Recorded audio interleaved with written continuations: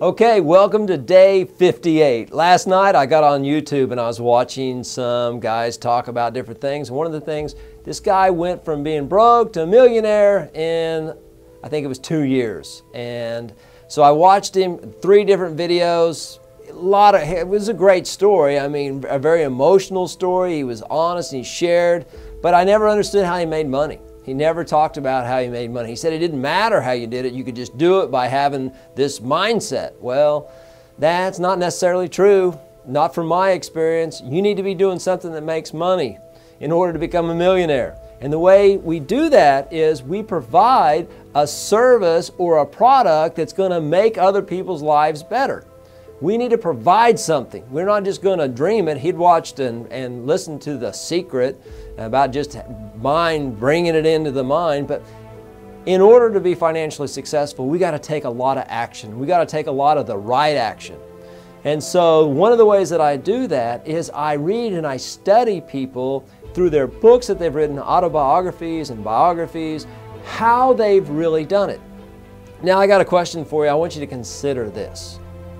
I want you to think about the 5 closest friends you have, or 5 people that you associate with most of the time.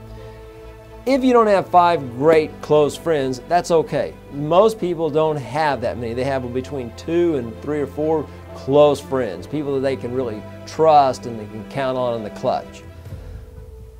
Take your 5 people that you spend the most time with and write their names down. Next, I want you to think about how much do you think their net worth is?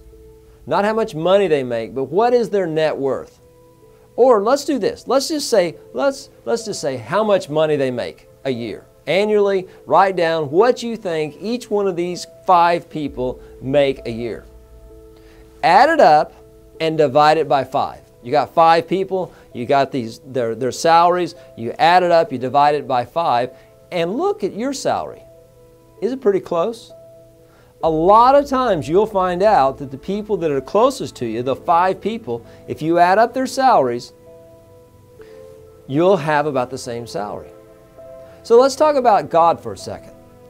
Your relationship with God, if you were to evaluate your relationship with God on a scale of 1 to 5, and you looked at those same 5 people or a different 5 people that you spend time with, and you evaluated, made a judgment, where you think they are spiritually on a 1 to 5, and you added it all up, and you divided it by 5, would you find your number again?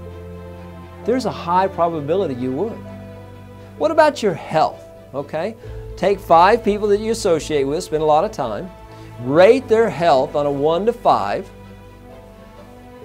divide it by 5, is your number there again? It's highly possible. So say you're giving yourself a 2 because you're overweight, you're not getting enough sleep, you're irritable, you don't have the energy that you want to have, and you give yourself a 2, and you look at the other 5 people that you're associating with, are they at a 2 or are they at a 3? If you were a 5 as far as health, would you want to hang out with a 1 or a 2 as far as health? Because what do people talk about that are unhealthy? They talk about how unhealthy they are. So just like what your mom said when you were a kid, you are going to become the person that you associate with, the people that are in your inner circle. So when we choose friends, we want to be methodical about it. We want to get people that help us so we can help them. So we have teamwork. So we can really care about one another. In the areas of what is your spiritual life like, and what are your friends around you? What's your health like? What is your family like? If you're married, do you hang out with other married couples? Do you speak with other married couples if you're single? What's your family like? And then your business and your investments and your retirement and your financial net worth. Money is okay. But the love of money is a problem. So we don't want to just love money for the sense of money. We want to have money in our lives so what it can do for us and people around us. How we can help other people. And the other thing is entertainment.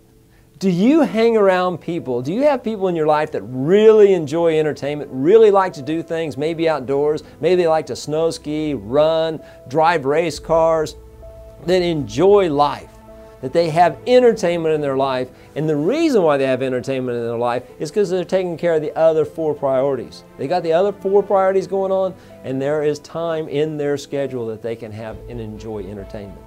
Thank you very much for watching. Please subscribe. Please share this video with some of your friends and relatives.